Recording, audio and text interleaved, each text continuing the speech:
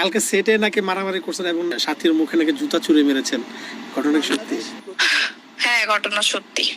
দুই পরিচিত মুখ আরোহী মিম এবং শায়লা সাথীকে কেন্দ্র করে তাদের মধ্যকার ব্যক্তিগত দ্বন্দ্ব ও তিক্ততা এমন এক পর্যায়ে পৌঁছেছে যে রাগের মাথায় আরোহী মিম প্রকাশ্যে শায়লা সাথীকে জুতা ছুঁড়ে মারেন।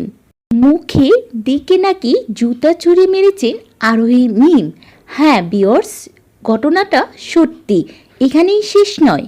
এরপর দুইজনই মিডিয়ার সামনে এসে একে অপরের বিরুদ্ধে এমন সব চাঞ্চল্যকর অভিযোগ এনেছেন যা শুনে সাধারণ দর্শকরাও রীতিমতো হতবাক হয়ে গেছেন।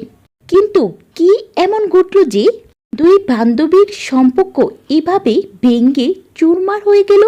চলুন জেনে নেওয়া যাক এই তুমুল জর্গার পিছনে আসল কাহিনী।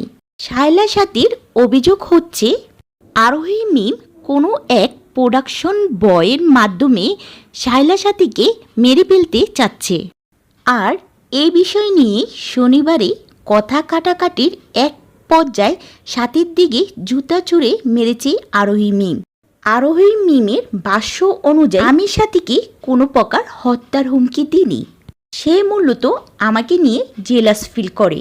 ও বলেছে আমি নাকি ওকে শুটিংয়ের প্রোডাকশন বয় দিয়ে মেরে ফেলতে চেয়েছি, যার কোনো কথার ভিত্তি নেই। আমি শুটিংয়ে আছি, নিজের মতো কাজ করে যাচ্ছি, নিজের গল্প নিজেই বানাচ্ছি। আমাকে নিয়ে কেন এসব মিথ্যে বানোয়াট গল্প সাজাচ্ছে এই মেয়েটা, কি প্রবলেম আমি জানি না। সে এইসব বানোয়াট কথাবার্তা বলে মানুষের মধ্যে আমার সম্পর্কে একটা বাজে জিনিস সৃষ্টি করেছে। আমি এসব কথা শুনে অবাক হয়ে গেছি এবং তাকে জিজ্ঞেস করলাম। সে আমাকে আগেই বলছে যে হ্যাঁ তুমি এটা করছো কেন? আমি বলছি যে কোথায় করছি বলো। সে বলল 90s শ্যুটে। আর এই 90s শ্যুটটি হয়েছিল 1.5 বছর আগে।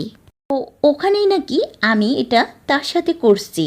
তারপর আরোহী মিম সাথীকে জিজ্ঞাসা করলো কার মাধ্যমে আমি এই কাজটি করতে চেষ্টা করছি, বলো তুমি কাকে দিয়ে করেছি বলো। তখন সে বলল প্রোডাকশন বয় দিয়ে। তখন আরোহী মিম বলল ঠিক আছে, প্রোডাকশন বয়কে তুমি নিয়ে আসো। তখন সাথী বলল আমি খোঁজ নিয়ে দেখলাম প্রোডাকশন বয় এখন মিডিয়াতে কাজই করে না। এর মানে কি দাঁড়ালো? সে নিজে নিজে এটা বানিয়ে বলতেছে না, তার কাছে কোনো প্রুফ নেই। সে আমার ব্যাপারে একটা মিথ্যা কথা রুটিয়ে যাচ্ছে সবার কাছে। কেন করছে এমন? যার কারণে আমি তাকে কালকে জিজ্ঞাসা করলাম এবং এটা নিয়ে অনেক ঝামেলাও সৃষ্টি হয়। আমি তার গায়ে হাত তুলছি, যেটা কিনা আমি নিজেকে কন্ট্রোলের বাইরে গিয়ে করতে হয়েছে। বিকজ আমার এত মাথা গরম হয়ে গেছিল।